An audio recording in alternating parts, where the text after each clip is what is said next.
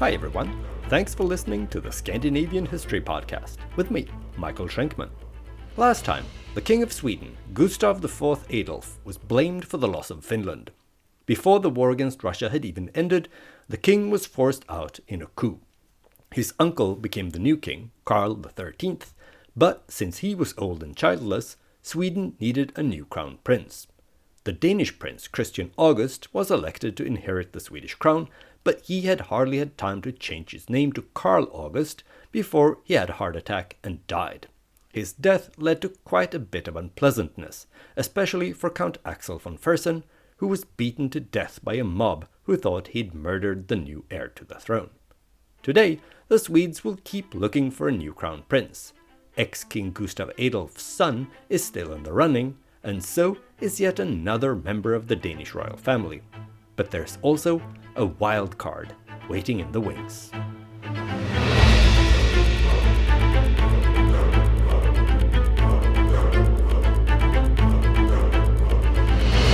Episode 123, The Prince of the Curved Bridge.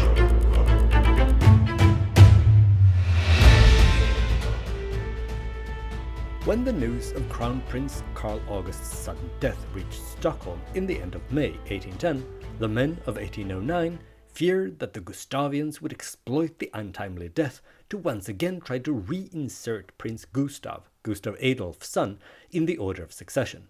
So they pushed King Karl XIII to immediately offer the position of Swedish crown prince to the dead Karl August's older brother. His name was Frederick Christian, because of course it was. What else did you expect a Danish prince to be called? Unless, of course, it would be Christian Frederick. Anyway, to make sure that this choice wouldn't cause any international complications, the government decided to check with Napoleon before officially offering Frederick Christian the job. They decided to send 2 couriers to Paris, and one of these was a 26-year-old lieutenant and baron called Carl Otto Mörner. He'd volunteered, and thanks to his connections at court, he'd been given the task. The reason Mörner had been so keen to carry this message to Napoleon wasn't that he really wanted a free trip to Paris. No, Mörner had his own agenda. He thought it would be a mistake to elect yet another Danish prince to inherit the crown. To Mörner, Sweden had one big priority, and that was to take Finland back from the Russians. No Danish prince would be able to do that. What Sweden needed was a skilled military man with the backing of the dominant power of the day. To Mörner, that meant that Sweden needed a French marshal on the throne. And when he arrived in Paris on June 20th, he wasted no time trying to make that happen.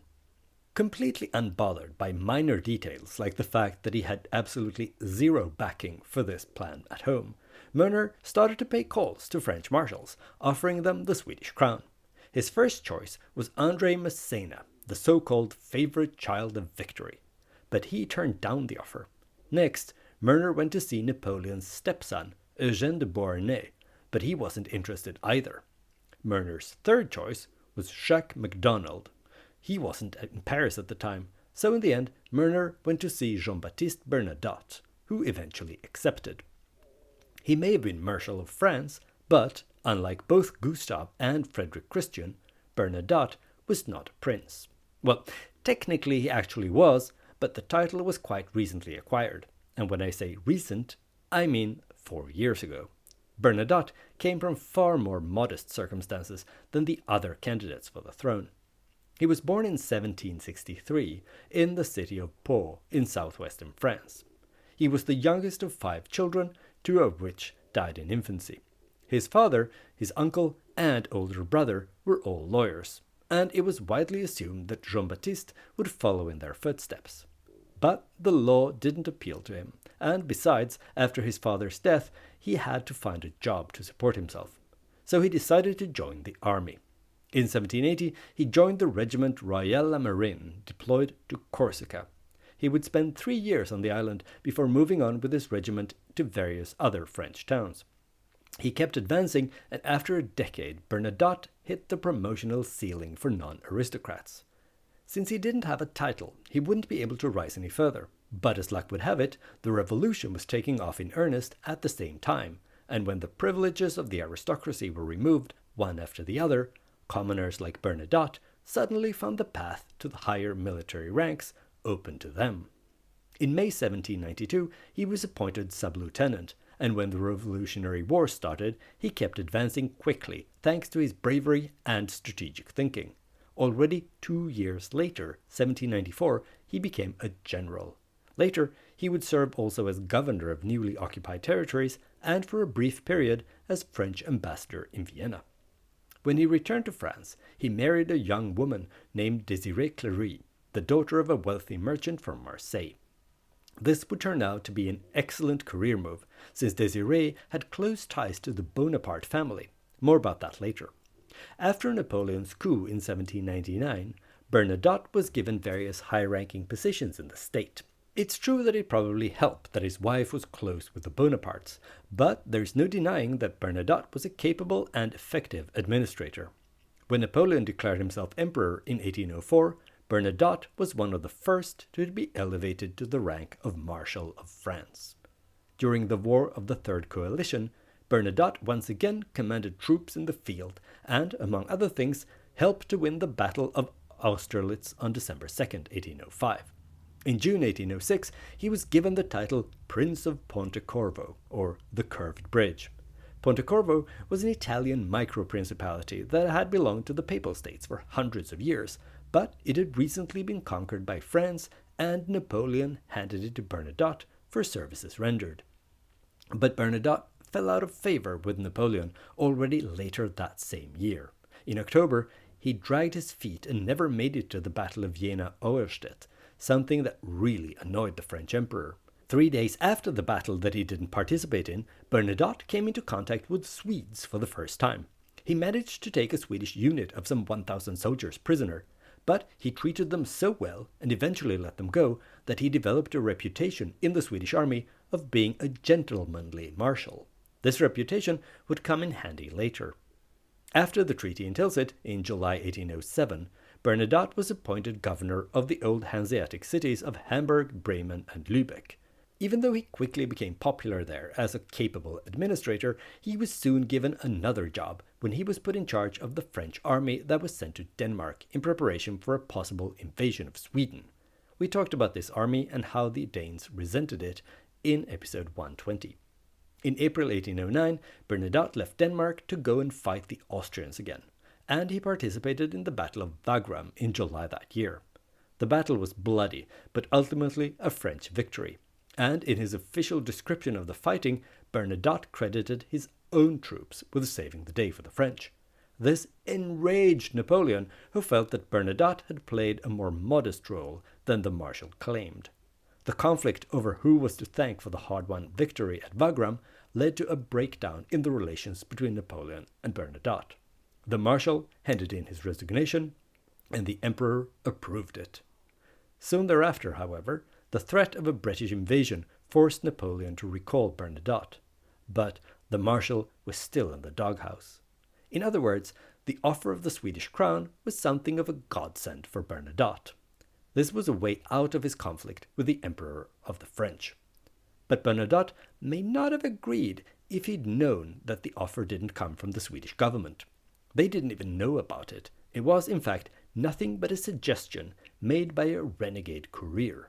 When Mörner returned to Sweden and announced that Bernadotte had consented to be elected Crown Prince of Sweden, the news wasn't exactly met with enthusiasm. On July 12th, Mörner went to see the foreign minister and his right-hand man, the court chancellor, and gave them the good news that Marshal Bernadotte was willing to take the job. Their reaction has been described as undisguised astonishment. Instead of showing gratitude, they forbade Mörner from participating in the Riksdag later that month when the new crown prince was to be elected. Lieutenant Mörner was under strict orders to stay with his regiment in Uppsala.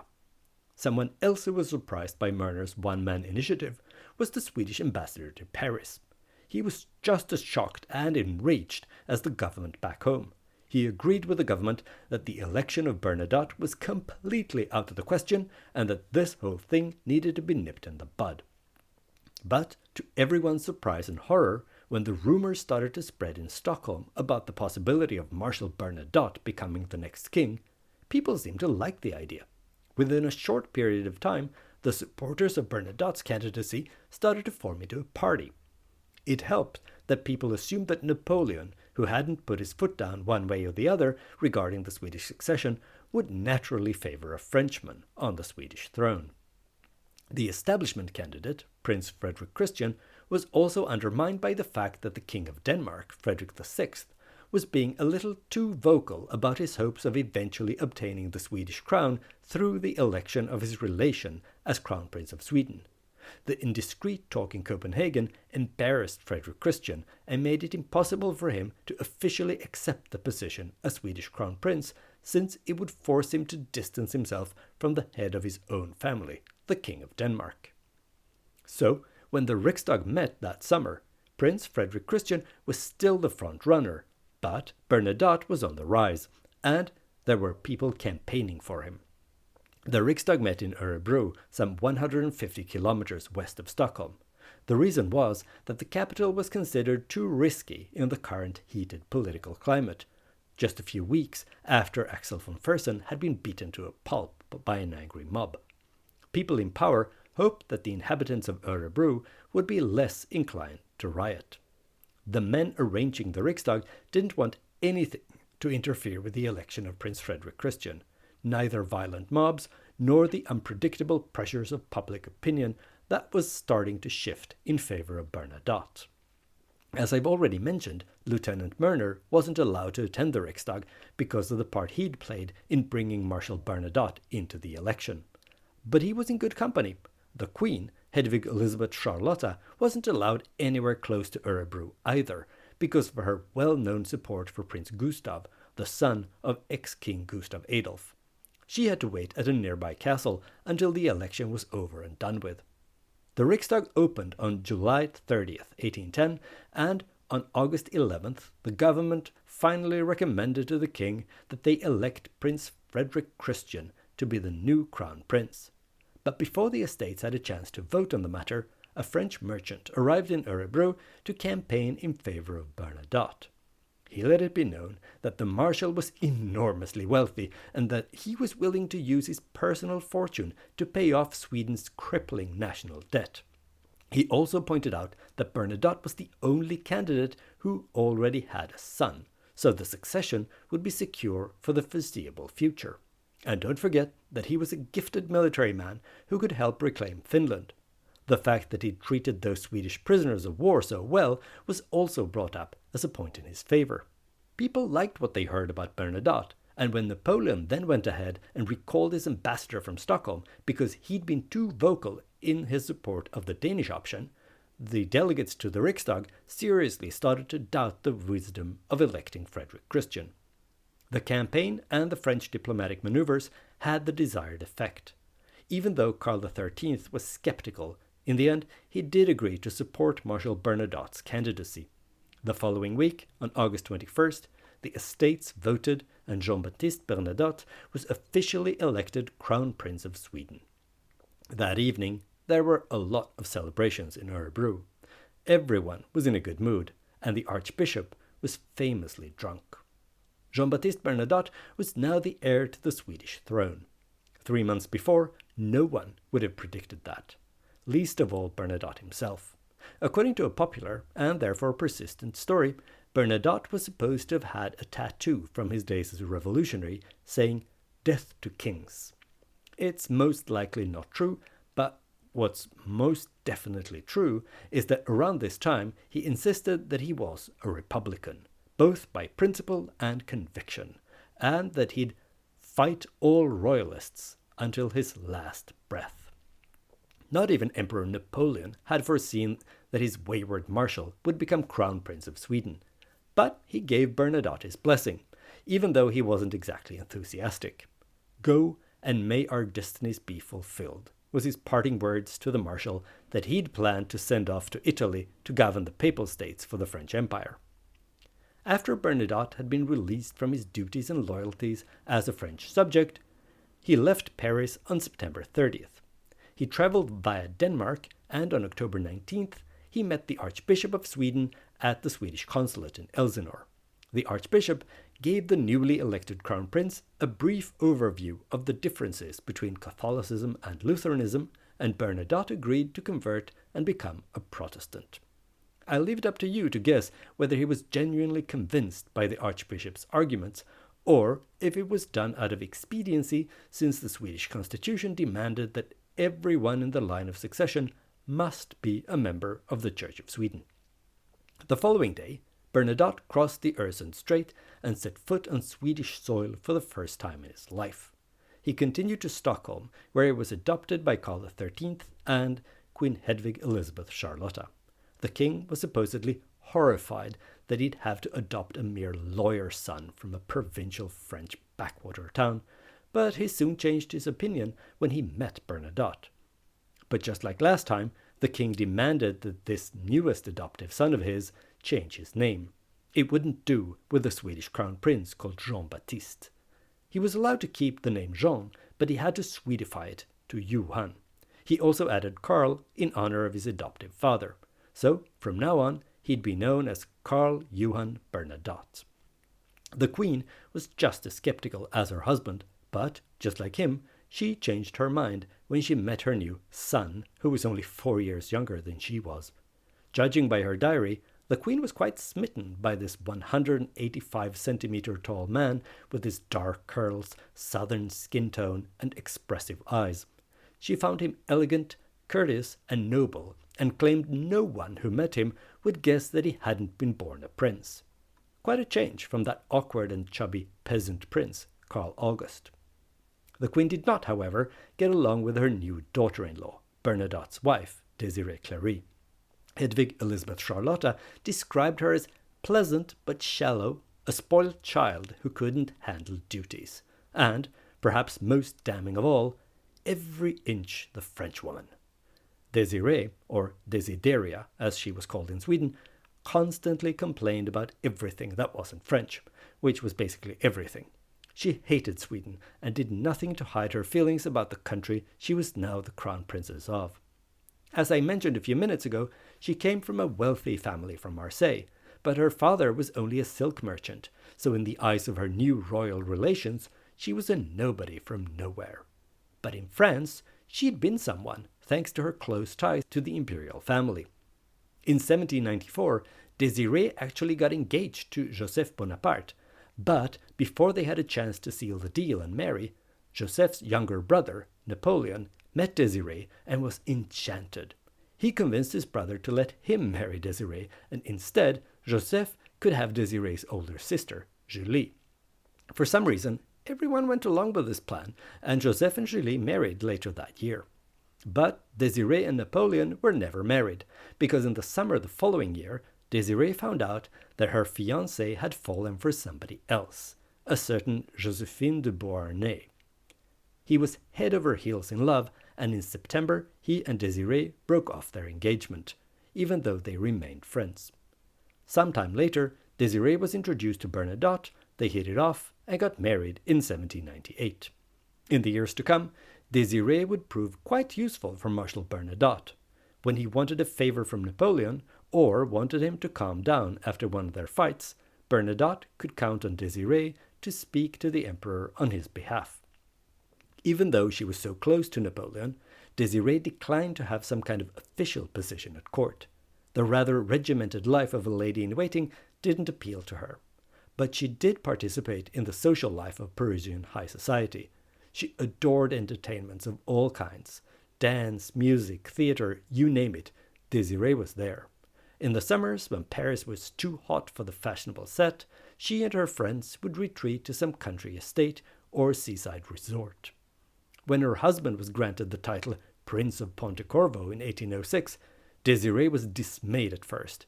She didn't like it at all, but she calmed down quickly when she realized that she wouldn't be required to actually visit this Italian backwater of which she was now a princess.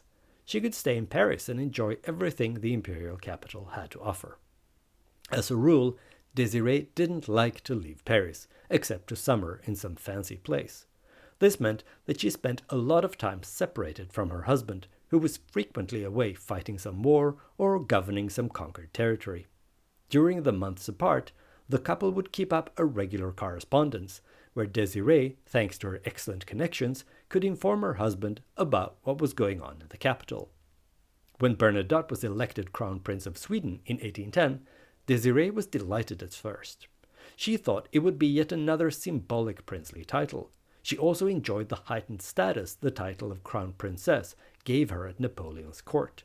For instance, she'd been invited to dine with the emperor every Sunday after her husband's election. But when she was made aware that her presence in Sweden would actually be required, she felt as if her world came crashing down around her. Living permanently in a place that wasn't Paris seemed like a cruel banishment as far as Desiree was concerned. She did what she could to delay her departure, claiming she didn't wish to move to this grim and inhospitable land of polar bears. But in the end, she couldn't put it off anymore, and on January 6, 1811, she and her son Oscar were officially introduced at court in Stockholm. In hindsight, it would probably have been smarter of her to put off her journey for another 6 months, because Sweden isn't exactly at its most welcoming in the middle of winter. She might have had a better first impression if she'd arrived in June or July. When they arrived in Sweden, Oscar had to convert to Lutheranism, just like his father had, but Desiree was allowed to remain a Catholic. She was even allowed to celebrate Catholic masses in a private chapel, something that hadn't happened in Sweden for almost 200 years. The last time a Catholic mass had been celebrated in Sweden was during a brief visit by ex-Queen Christina, who'd converted to Catholicism. Then, riots had broken out in Stockholm. This time, though, people kept their cool, possibly because Desiree was more discreet about her masses than Christina had been. The new crown princess also mostly attended them because they reminded her of France, not because she was particularly religious. Despite her private chapel, Desiree didn't make herself at home in Stockholm. She hated Sweden so much that after about half a year, she packed her bags and left her husband and 12-year-old son, returning alone to her beloved Paris. Back in the French capital, Desiree officially lived incognito as the Countess of Gotland. That meant she didn't have to set up a court of her own, which the Crown Princess of Sweden would have been forced to do. Instead, she could carry on living the carefree life she had enjoyed so much before her elevation to Scandinavian royalty. Even though she didn't want anything to do with Sweden, she still couldn't keep from getting roped into international politics. Both the Swedish ambassador and various French politicians were frequent guests at her house, and Napoleon used her to try and influence Bernadotte to make pro-French decisions. Conversely, Bernadotte tried to use his wife to calm Napoleon down when he made anti-French decisions.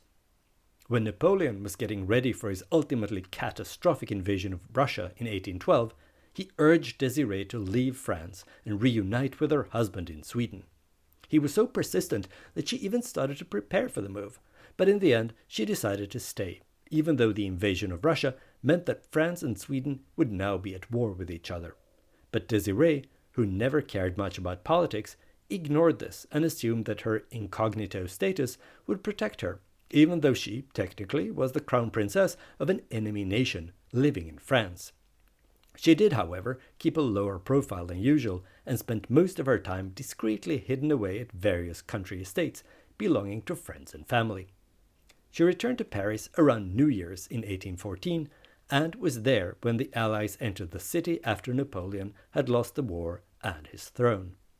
Then she was temporarily reunited with her husband, Karl Bernadotte, since he arrived in Paris as a part of the victorious Allies that had defeated France.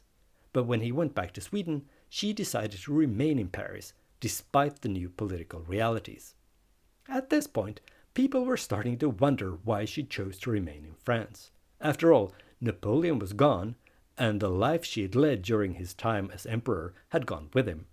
Officially, she claimed that she remained in Paris for health reasons, but when asked in private by people who mattered, Desiree would answer that she was afraid her husband would divorce her if she moved to Sweden. Actually, when Bernadotte had met Emperor Alexander of Russia in Turku in 1812, Alexander had suggested that Bernadotte should divorce Desiree and marry one of his sisters instead. But the Swedish crown prince had declined the offer of a Russian princess and remained true to his wife, despite the fact that she refused to move to Sweden. After the 100 Days, when Napoleon made his unsuccessful last-ditch attempt to reclaim his crown, Désirée's sister, Julie, was exiled since she was a part of the Bonaparte family. But Désirée herself still remained in Paris as if nothing had happened. She was even introduced at the restored Bourbon court and developed a good relationship with the new king, Louis XVIII. Paris was truly more important to her than politics. Her husband, on the other hand, was already knee-deep in Scandinavian politics. On paper, Karl Johan Bernadotte was still only Crown Prince of Sweden, but due to the poor health of his adoptive father, King Karl XIII, Bernadotte ran the country more or less from day one. Even though he didn't know anything about Sweden, he had useful experiences from European battlefields and politics, something that was lacking in the Swedish government. This, together with his general personality and charm, quickly made Bernadotte respected and trusted in government circles in Stockholm. One of the cornerstones of Bernadotte's foreign policy was that Napoleon's regime wouldn't last, and he acted accordingly. It's true that the Emperor of the French managed to force Sweden to declare war against Britain, but it was, for all intents and purposes, a fake war. No real fighting took place, and the trade relations between the two countries continued in secret. When Napoleon then went ahead and occupied Swedish Pomerania in early 1812, Bernadotte exploited this violation of Swedish sovereignty and officially joined France's enemies. First, he went ahead and met with the Russian emperor. That's when Alexander offered Bernadotte one of his sisters in marriage as a replacement for Désirée.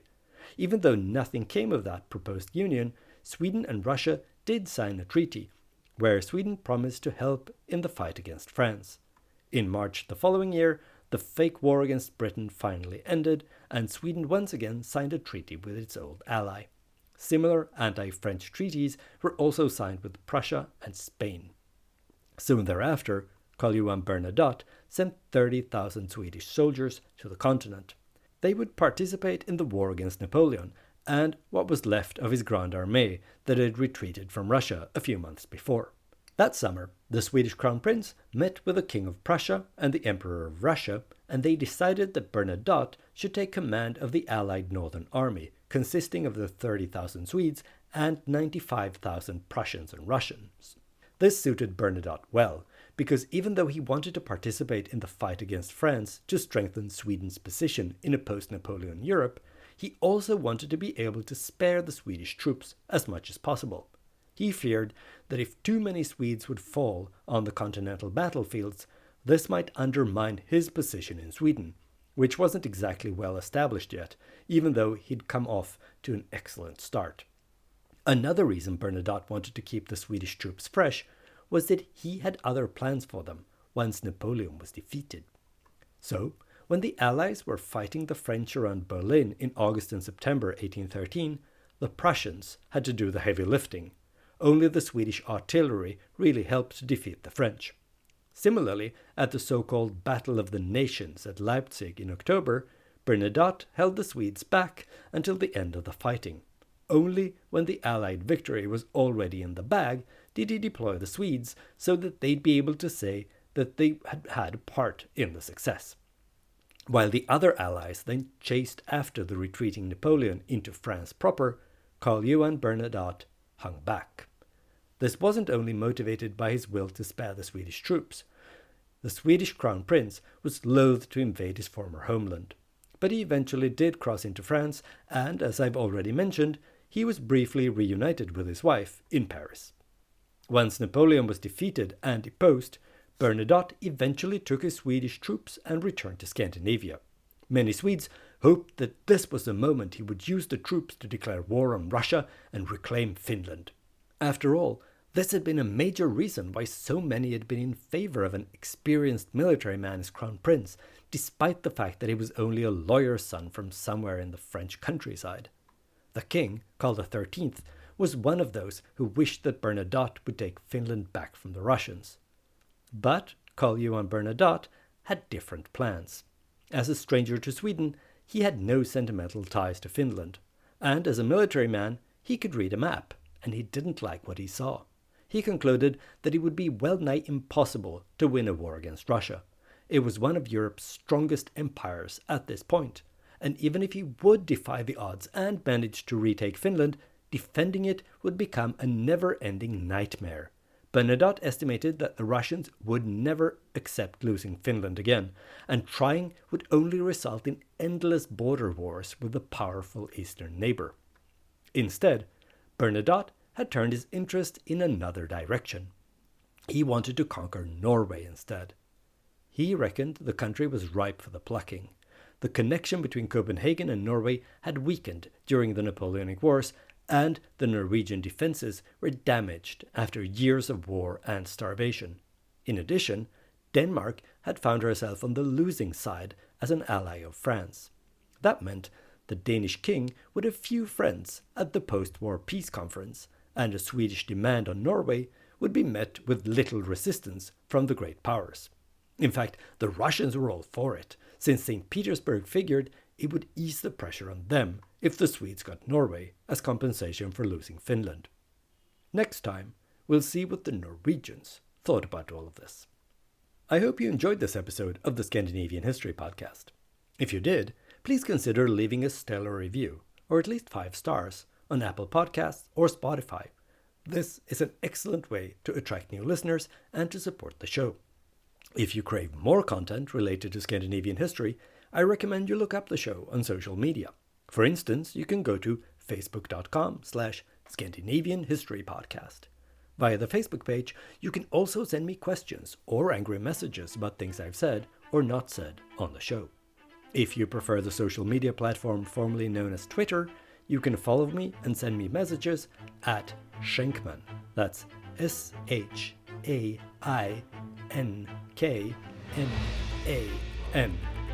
And if you've abandoned it in favor of Blue Sky, you can find me there as well. I look forward to hearing from you.